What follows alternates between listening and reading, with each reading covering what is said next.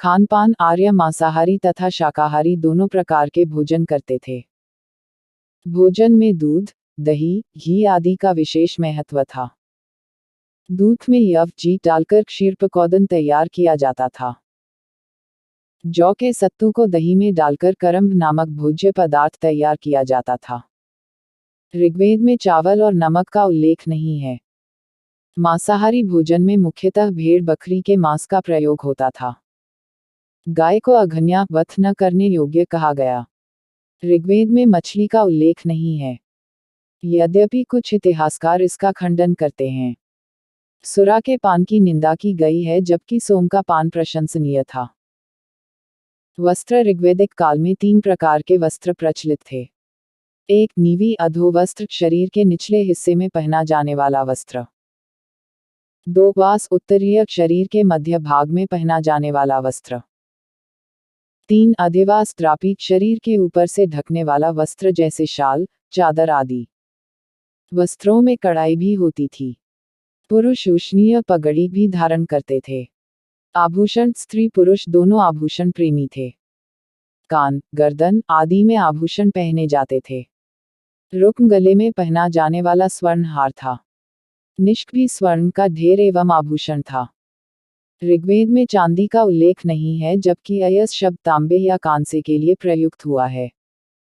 मनोरंजन, आर्य घोड़ों एवं रथों के शौकीन थे। वे वाद्य संगीत और नाच गाना तथा जुआ खेलना पसंद करते थे। वाद्यों में दुंदुभी, करकरी और वीणा का व्यवहार था। आर्य संगीत के 7 स्वरों से भी परिचित थे। वे मनोरंजन के लिए विभिन्न प्रकार के उत्सवों एवं समारोहों का आयोजन करते थे।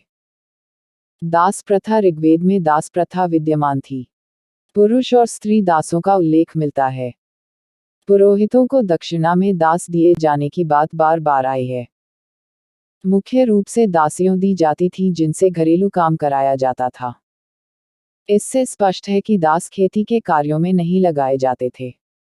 आर्थिक जीवन, ऋग्वैदिक आर्यों का प्रारंभिक जीवन अस्थायी था, अतः उनके जीवन में कृषि की अपेक्षा पशुपालन का अधिक महत्व था। पशुओं में गाय की सर्वाधिक महत्ता थी। गाय की गणना संपत्ति में की जाती थी। ऋग्वेद में 176 बार गाय का उल्लेख मिलता है। आर्यों की अधिकांश लड़ाइयां गायों को लेकर हुई। ऋग्वेद में युद्ध का पर्याय गविष्टि, गायों का अन्वेषण है। इसी प्रकार गवेषण, गोशु, गत्य, गभ्य आदि संभी शब्द युद्ध के लिए प्रयुक्त होते थे। गाय को अघन्या, न मारने योग्य, अष्टकर्णी, छेदे हुए कान वाली या जिसके कान पर 8 का निशान हो आदि नामों से भी पुकारा गया है। पनी नामक व्यापारी पशुओं की चोरी गाय विशेषतः करने के लिए कुख्यात थे। एक अन्य प्रकार के व्यापारी ऋभु का उल्लेख है, जो दानशील थे। गाय के अलावा दूसरा प्रमुख पशु घोड़ा था। घोड़े का प्रयोग मुख्यतः रथों में होता था। ऋग्वेद में बैल, भैंस, भैंसा, भेड़, बकरी, उष्ट्र, ऊंट तथा सरामा नामक एक पवित्र कुतिया का उल्लेख है। सिंधु सभ्यता के विपरीत ऋग्वेद में बाघ और हाथी का उल्लेख नहीं है। कृषि, ऋग्वेद में पशुचारण की तुलना में कृषि का स्थान गौण था। ऋग्वेद के कुल 10,462 श्लोकों में से केवल 24 में ही कृषि का उल्लेख है। कृषि में महत्व के 3 शब्द संहिता के मूल भाग में प्राप्त है, ऊर्ध्व, धान्य एवं वपंती। चर्षिणी शब्द का प्रयोग कृषि या कृष्टि हेतु किया गया है। जुते हुए खेत को, क्षेत्र एवं उपजाऊ भूमि को उर्वरा कहते थे। भूमि खेतों में विभक्त थी, जिनके बीच में जमीनों की पट्टियों, खिल्य होती थी। खिल्य शब्द का प्रयोग परती, ऊसर आदि भूमियों के लिए भी किया गया है। हल से बनी हुई नालियों या कुनर को सीता कहा जाता था। हल के लिए लांगल एवं बैल के लिए वृक शब्द मिलता है, जबकि हलवाहे को कीवाश कहा गया है। ऋग्वेद में एक ही अनाज यव अथवा जौ का उल्लेख है। खाद को शाकम अथवा करीश कहते थे, जबकि खलिहान को खल कहा जाता था। सिंचाई के लिए 2 प्रकार के जलों का उपयोग किया जाता था। 1. स्वयंजक वर्षा, तालाब, हृद आदि का पानी। 2. खनित्रमा खोद करके निकाला गया पानी जैसे कुआं या आवत से। ऋग्वेद के 10वें मंडल में खेती प्रक्रिया का वर्णन मिलता है। फसल हंसिया दात्री या श्रेणी द्वारा काटा जाता था। अनाज प्राप्त करने के लिए शूट सूप और तितु चलनी का प्रयोग किया जाता था। अनाज नापने के बर्तन को ऊर्ध्वर कहा जाता था। उद्योग धंधे। ऋग्वेद में बढ़ई, रथकार, बुनकर, चर्मकार, कुम्हार आदि शिल्पियों के उल्लेख मिलते हैं। तांबे या कांसे के अर्थ में अयस शब्द के प्रयोग से प्रकट होता है कि आर्यों को धातुकर्म की जानकारी थी। ऋग्वेद में बढ़ई के लिए तक्षण तथा धातुकर्मी के लिए कर्मार शब्द मिलता है। सोना के लिए हिरण्य शब्द तथा सिंधु नदी के लिए हिरण्य शब्द प्रयुक्त हुआ क्योंकि सिंधु नदी से सोना प्राप्त किया जाता था। बसोवाया नामक वर्ग कपड़ा बुनने का कार्य करता था। कपड़े की बुनाई करघे से की जाती थी। करघी को तसर, ताना को ओतु तथा बाना को तंतु कहा जाता था। कपड़े में कढ़ाई बुनाई की जाती थी। कढ़ाई बुनाई के लिए सिरी और पेशकारी शब्द का प्रयोग भी मिलता है। यह महत्वपूर्ण तथ्य है कि ऋग्वेद में लोहा और चांदी का उल्लेख नहीं है।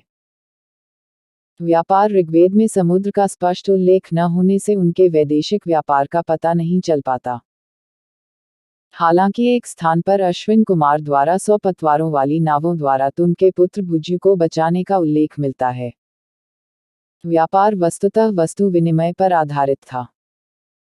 पनी नामक अनार्य व्यापारियों का उल्लेख है जो आर्यों की गायों को चुरा लेते थे। एक अन्य प्रकार के दानशील व्यापारी वृबु का भी उल्लेख मिलता है। लेन देन में गाय प्रमुख माध्यम थी। निष्क एक प्रकार का स्वर्ण ढेर था जिसका प्रयोग तौल के रूप में भी होता था। मन स्वर्ण का ढेर एवं तौल की इकाई थी। कुल मिलाकर ऋग्वेद कालीन अर्थव्यवस्था ग्रामीण थी। आर्य शहरों में नहीं रहते थे, वे संभवतः किसी न किसी तरह का गढ़ बनाकर मिट्टी के घर वाले गांवों में रहते थे। धार्मिक जीवन। ऋग्वेदिक आर्यों का प्रारंभिक जीवन कबायली था, अतः उनके देवता भी प्राकृतिक शक्तियों के प्रतीक थे। यास्क ने अपने ग्रंथ निरुक्त में ऋग्वेदिक देवताओं की मंडली चुनाई है जिनकी संख्या 33 है। इन्हें आकाश, अंतरिक्ष एवं पृथ्वी के देवता के रूप में विभाजित किया गया है। आकाश के देवता द्यौ, सूर्य, वरुण, मित्र, पूषण, विष्णु, उषा, अश्विन, सविता, अदिति आदि। अंतरिक्ष के देवता इंद्र, मरुत, रुद्र, वायु, पर्जन्य, आप आदि। पृथ्वी के देवता अग्नि, सोम, पृथ्वी, बृहस्पति, सरस्वती और अरण्यानी।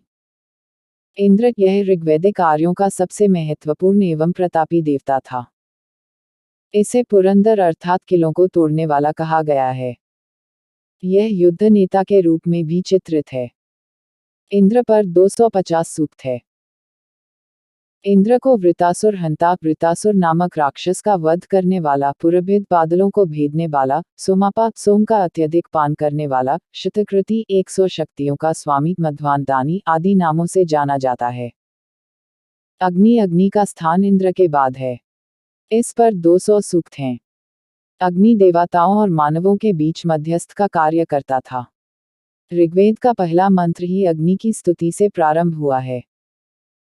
ऐसा समझा जाता है कि अग्नि में डाली जाने वाली आहुतियां धुआं चढ़कर आकाश में जाती है और अंततः देवताओं को मिल जाती हैं। अग्नि ही एकमात्र ऐसा देवता था जिसे आकाश, अंतरिक्ष और पृथ्वी तीनों में शामिल किया जा सकता है। वरुण ऋग्वेदिक देवताओं में वरुण का स्थान तीसरा था।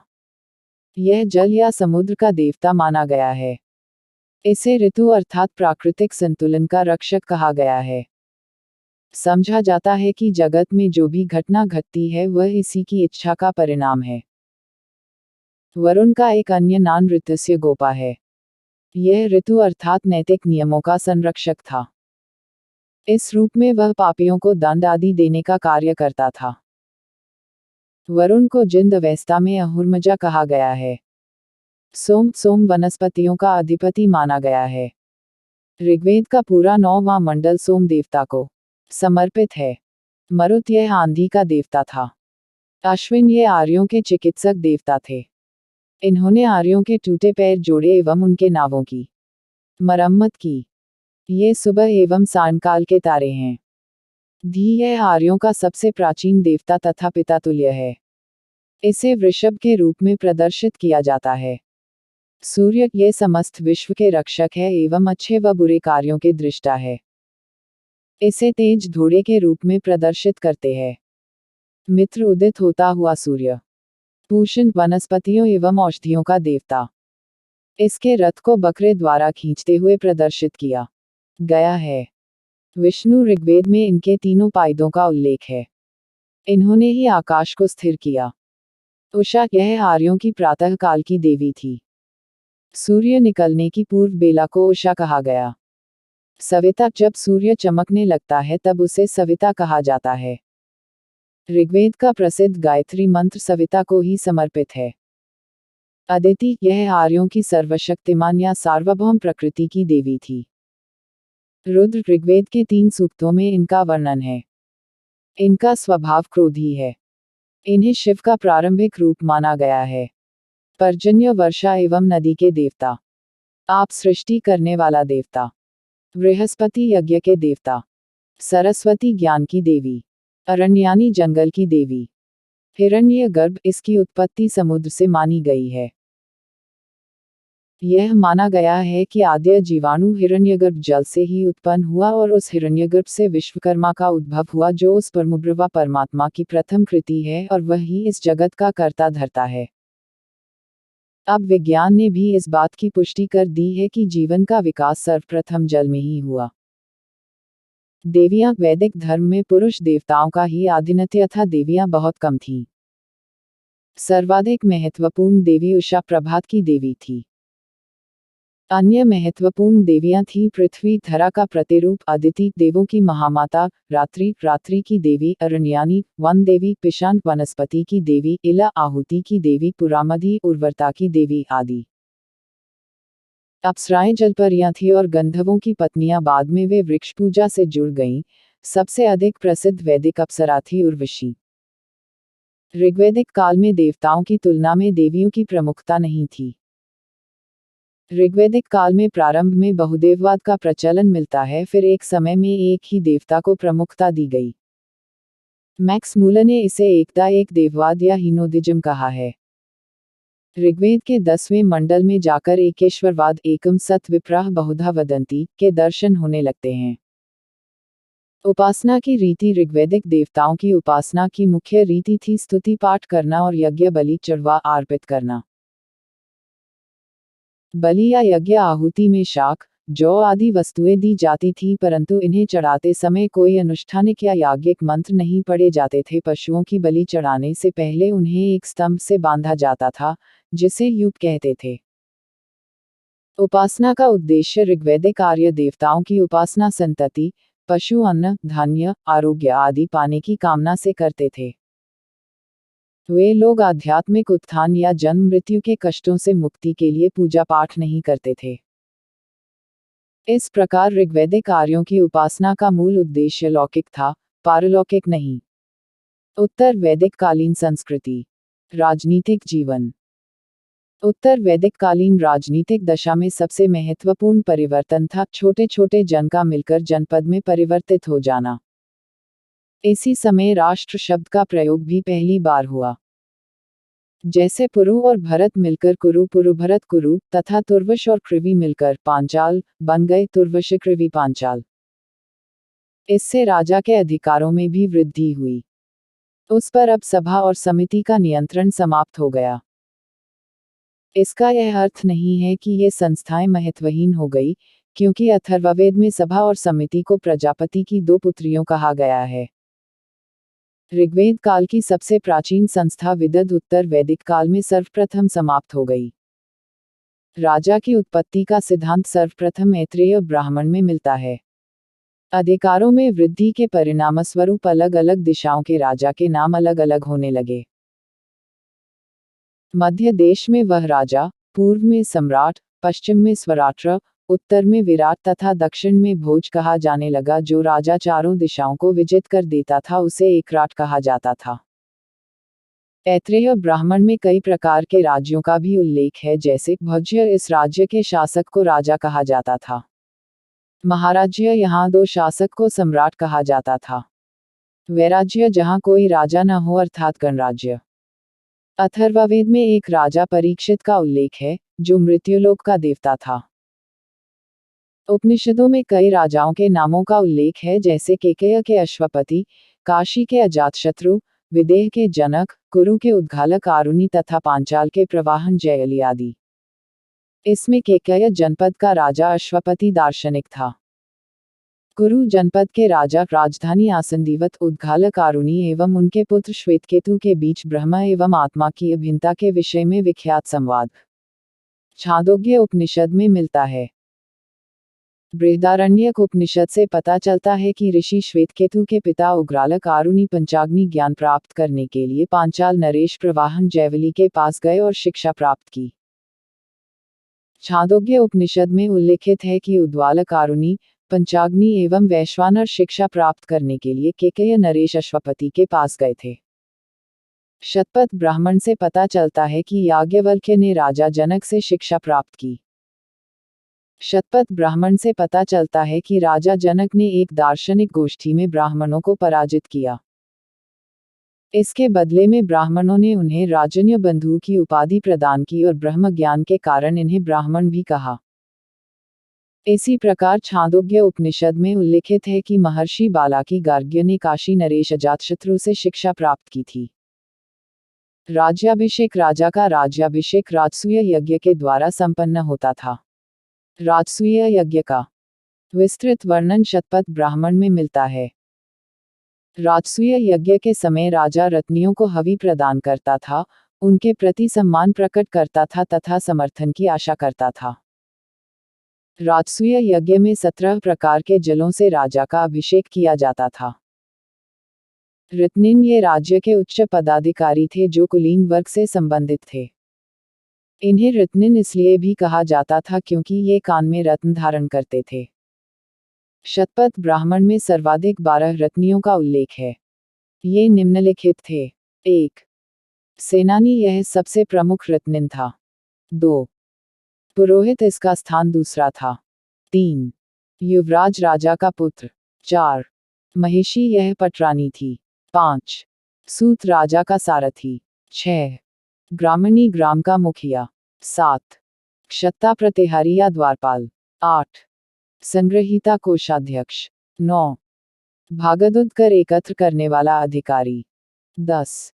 अक्ष्वाप, द्यूत क्रीड़ा में राजा का मित्र। 11.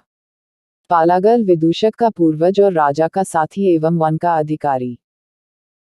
इसके अतिरिक्त स्थपति, मुख्य न्यायाधीश, तक्षण, बढ़ई और क्षत्रिय कचुकी का उल्लेख मिलता है।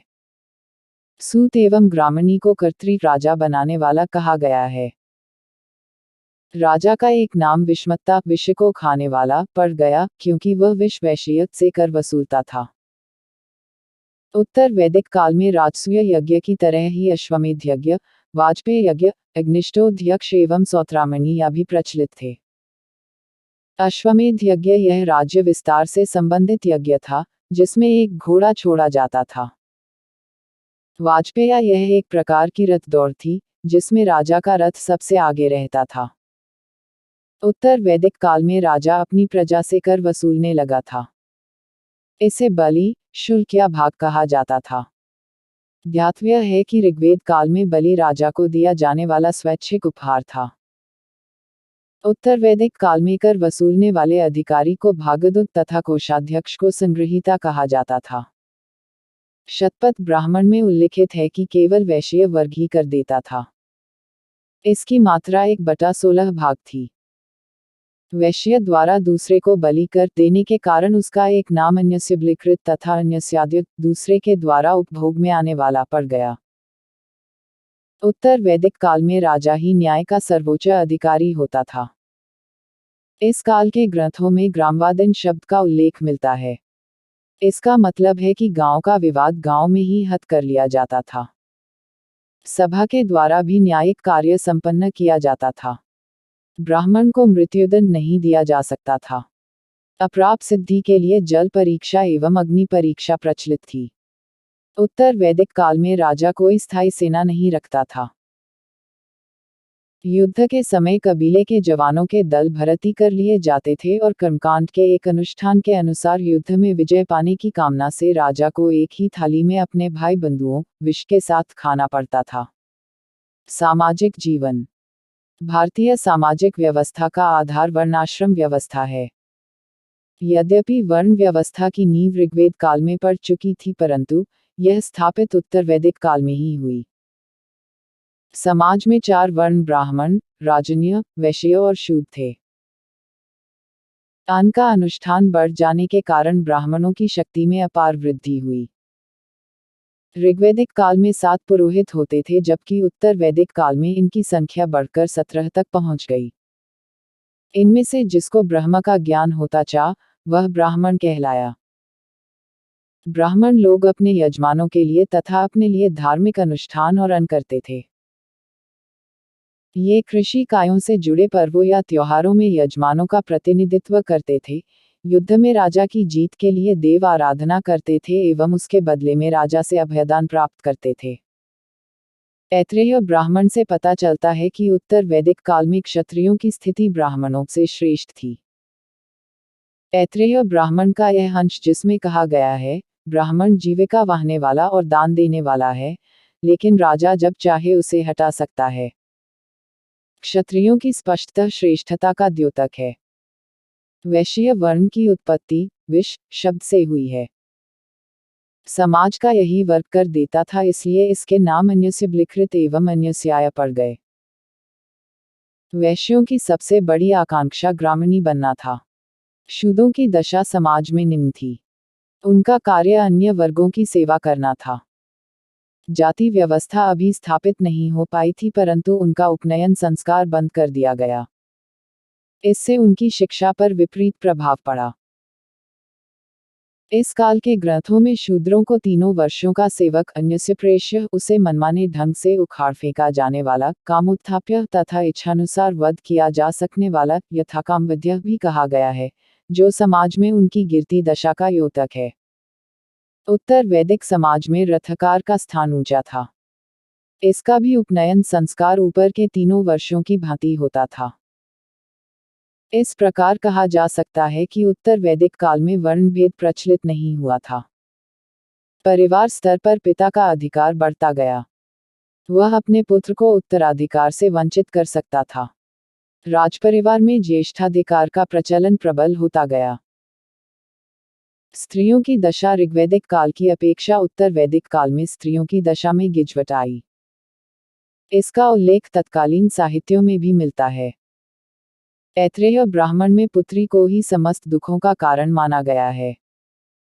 मैत्रायणी संहिता में स्त्रियों को पांसा और सुरा के साथ 3 प्रमुख बुराइयों में गिनाया गया है।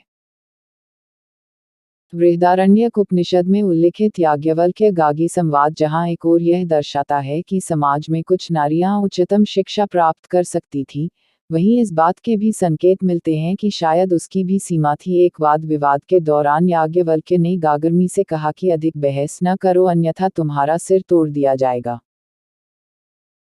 इसका यह अर्थ कदापि नहीं है कि उत्तर वैदिक काल में स्त्रियों की दशा बहुत खराब हो चुकी थी, क्योंकि शतपथ ब्राह्मण में स्त्री को अर्धधांगिनी कहा गया है।